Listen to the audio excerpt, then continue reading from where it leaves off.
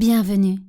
Entrez dans l'univers du tome 1 de Saladin, publié par les éditions Orims, une œuvre écrite par Lies Chacal et portée par ma voix, Leila Rebi, que vous connaissez peut-être sous le nom de Doublage Leila. Pour découvrir l'intégralité de la saga Saladin, les 7 tomes sont disponibles sur orims.com.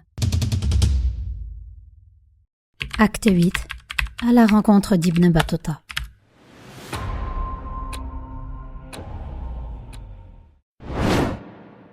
Saladin se trouva subitement propulsé au XIVe siècle, du moins son esprit. Le rêve lui permettait d'accéder au passé. Ce voyage à travers le temps n'était rendu possible que grâce à l'anneau Zamen, que Saladin portait au doigt. C'est l'inconvénient, que nous rencontrerons souvent au cours de ces voyages. Saladin se retrouvait toujours vêtu de son seul caleçon. Posture pour le moins gênante, qui fut cependant vite réglée. Un homme à cheval manqua de le piétiner. Il lui lança un ballot de vêtements que Saladin s'empressa d'enfiler sans savoir qui était cet homme envoyé par la Providence. Il n'eut pas le temps de distinguer ni son visage ni le moindre détail de sa physionomie. Il chaussa de drôles de bottes, faites de cuir rouge, qui provenaient des tanneries de Fès, ville impériale du Maroc, fondée par Idriss Ier en 789. Saladin ignorait qu'il avait atterri au Maroc. Le reste des vêtements était, somme toute, d'une grande banalité. Une longue tunique faite de coton et un petit turban à enrouler autour de la tête pour se protéger, entre autres, des agressions du soleil. Son attention fut attirée par un immense regroupement d'hommes, de femmes et d'enfants. Quelque chose se préparait. Saladin choisit de se fondre dans la masse et d'aller voir de plus près ce qui pouvait justifier cet attroupement. En fendant la foule, il parvint à se rapprocher, suffisamment pour distinguer l'objet de sa convoitise. Au milieu de cette multitude, entourée par ce qui semblait être une assemblée de notables, la qualité de leurs vêtements donnait quelques indices sur ce point.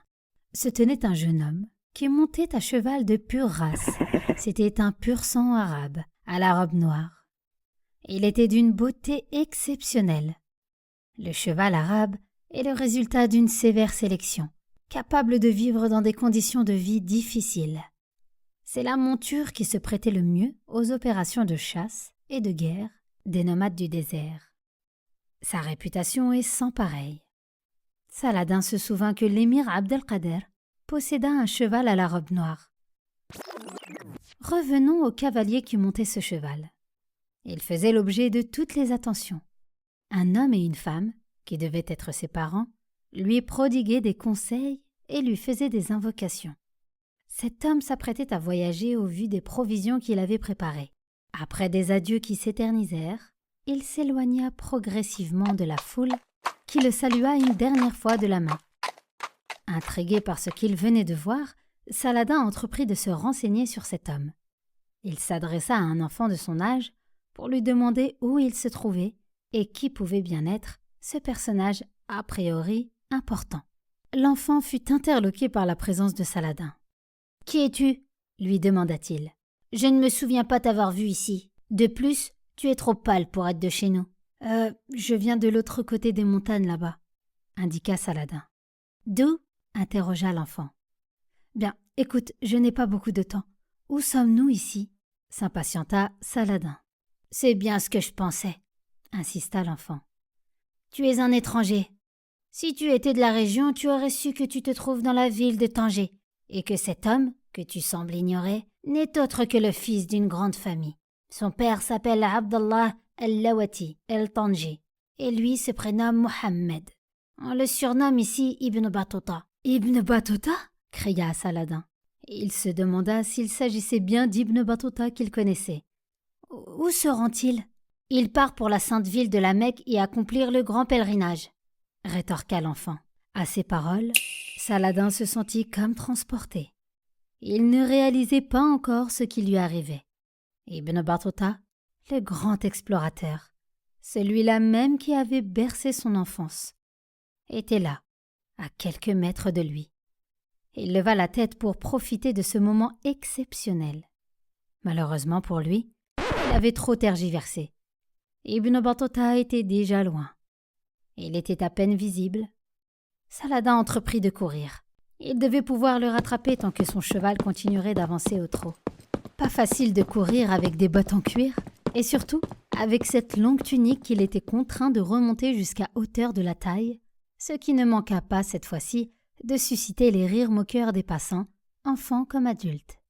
Déjà cette course effrénée, Saladin avait négligé un détail d'une importance capitale, la chaleur. Il se déshydratait à une vitesse affolante. Omnibulé par la seule idée de rattraper Ibn Battuta, il avait oublié de demander un peu d'eau. Les derniers mètres qui le sépara de son objectif devinrent pénibles à parcourir. Ses jambes s'alourdirent, sa respiration s'accéléra, son cœur s'emballa. Il fut ensuite pris de vertige et perdit connaissance. Saladin était un enfant impatient comme beaucoup d'autres enfants. Cela n'avait pas échappé à ses parents, qui aimaient lui répéter le célèbre adage tiré de l'une des pièces de Jean Racine. Qui veut voyager loin, ménage sa monture. Saladin devait apprendre à ménager son corps et son esprit. Il commença à recouvrer peu à peu ses esprits. Il parvint à ouvrir difficilement les yeux. Un homme était penché sur lui. Il humectait délicatement les lèvres de Saladin à l'aide d'eau fraîche. « Qui êtes-vous » interrogea Saladin. « Drôle de question.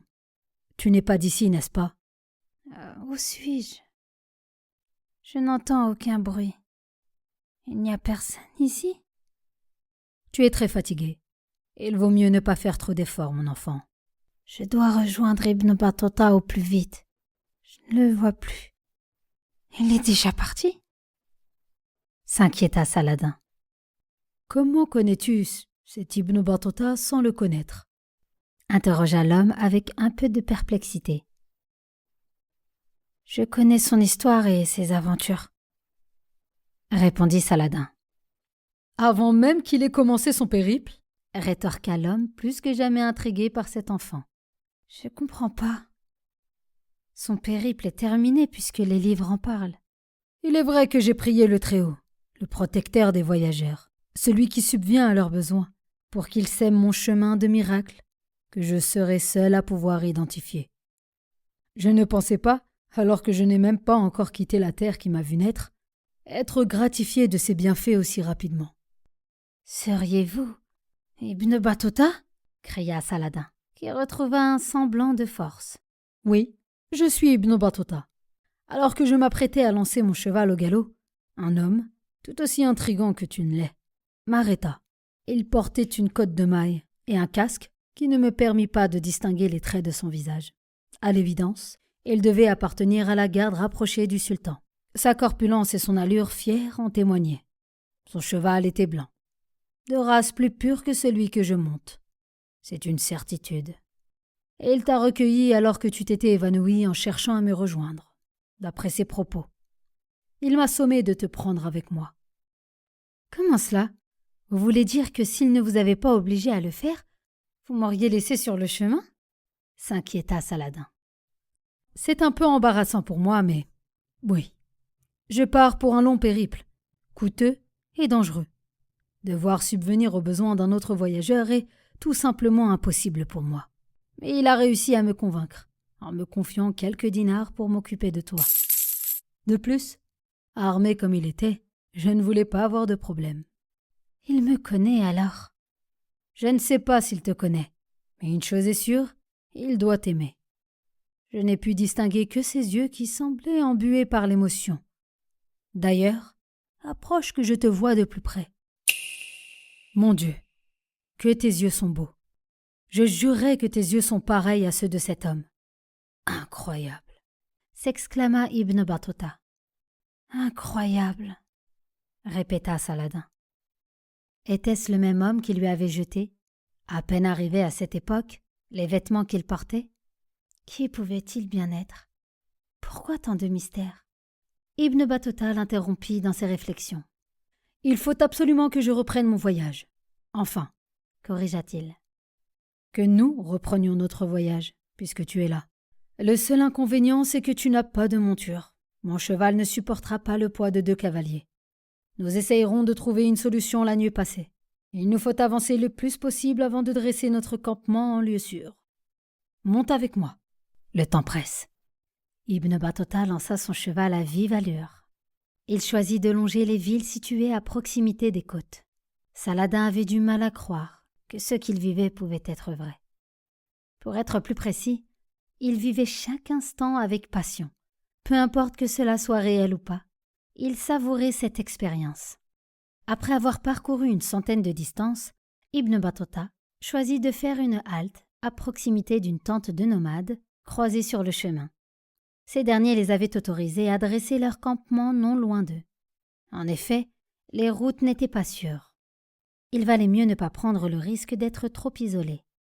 Il attacha le harnais de sa monture à un arbre et la soulagea de sa lourde selle. Il avait réussi à la faire abreuver avec les montures des nomades qui campaient à proximité parce qu'ils n'avaient pas la quantité d'eau suffisante pour le faire. Son cheval avait parcouru l'équivalent de 50 parasanges. Le parasange, qui se dit farsakh en arabe, est une vieille unité de mesure utilisée par les Perses à l'époque. Il équivaut à environ 5,6 km. Ils avaient donc parcouru l'équivalent de 280 km. Cette distance, conséquente pour l'époque, avait quelque peu fatigué sa monture. Ibn Battuta commençait à s'inquiéter pour la suite du parcours. Sans un cheval pour son compagnon de voyage imposé, la suite du trajet se trouverait fortement compromise. Il choisit de s'en remettre au destin, espérant une nouvelle faveur divine. Ibn Battuta alluma un feu qu'il alimenta avec des crottes de dromadaire séchées. Ces crottes ont la particularité d'être riches en fibres. Elles constituent un excellent combustible que les nomades utilisent depuis des siècles. Une légère bise venait caresser les têtes dénudées de nos deux voyageurs. Le ciel étoilé était une merveille de la création. Saladin était aux anges. Dormir à la belle étoile en si bonne compagnie rendait son existence subitement plus belle que jamais. « Au fait, » l'interrogea Ibn Battuta. « tu ne m'as rien dit sur toi. Comment t'appelles-tu » Je m'appelle Saladin, répondit-il tout fier. « Saladin, » rétorqua Ibn Battuta. « C'est un prénom peu commun chez nous. Tu portes là le prénom d'un illustre personnage de l'islam. » Mon père m'en a souvent parlé, mais je connais encore mal son histoire. Saladin l'Ayyubide, Salah ad-Din al-Ayyubi, est le fondateur de la dynastie qui porte son nom. Il réussit à unir l'Égypte et la Syrie de son temps. Les défaites qu'il infligea aux croisés sont restées mémorables. D'ailleurs, c'est lui qui réussit, en 1187, à reconquérir Jérusalem. Que Dieu la protège. Les Francs étaient installés en Palestine depuis près d'un siècle déjà et occupaient Jérusalem depuis l'année 1099. Il est notre fierté. Un chevalier sans égal et de surcroît, bon croyant, si l'on en croit les chroniqueurs. J'ai de la chance de me prénommer Saladin. J'aimerais tellement devenir un chevalier comme lui, s'exclama-t-il. Oui, mais un chevalier a besoin d'un cheval. Tu n'en as pas. Et il a surtout besoin de dormir pour reprendre des forces. Essaie de te reposer. Nous nous lèverons avant l'aube pour reprendre notre chemin si Dieu le veut. Durant le dernier tiers de la nuit, Ibn Battuta se réveilla seul, comme si son horloge interne lui avait indiqué l'heure exacte. Il prit son outre, qui contenait encore un peu d'eau, et procéda aux ablutions nécessaires pour prier. Il est de coutume, chez les musulmans, de purifier certaines parties du corps à l'aide d'eau pour prier. C'est une pratique rituelle nécessaire. Sa prière terminée, il fut interloqué par le hennissement d'un cheval qui ne ressemblait en rien au hennissement de son cheval. Les nomades qui étaient non loin de lui avaient des dromadaires. Il s'avança vers l'arbre sous lequel se trouvait sa monture et constata à sa grande surprise qu'un deuxième cheval était attaché. Il paraissait frais et bien nourri. À ses côtés était disposée une selle joliment décorée ainsi que des provisions de voyage, sans compter une petite bourse dans laquelle se trouvaient d'autres pièces d'or, les dinars. Ibn Battuta se dit que son compagnon était vraiment béni, et il scruta l'environnement autour de lui. Saladin, réveillé par le hennissement du cheval, l'avait entre-temps rejoint. « Quelque chose ne va pas » lui demanda-t-il. J'ai trouvé ce cheval à côté du mien. J'essaie de voir qui a bien pu l'amener ici. D'ailleurs, regarde au loin sur la montagne qui nous fait face. Il y a un homme sur un cheval qui semble nous épier. Je ne vois rien, répondit Saladin. Tes yeux ne sont pas habitués à l'obscurité, mon enfant. Il faudra que tu me dises de quel contrée tu viens. Tout cela était bien étrange en effet. L'aube commençait à se dessiner. Au moment où Ibn Battuta s'apprêtait à demander à Saladin de se préparer pour le départ, l'anneau se mit à briller. Saladin essaya de le couvrir de sa main gauche, devinant qu'il allait peut-être devoir se séparer d'Ibn Battuta. Mais rien n'y fit. Une fenêtre de lumière s'ouvra, déchirant l'obscurité de la nuit. Saladin fut absorbé. Son esprit rejoignit son corps. La nuit était terminée, et son voyage avec.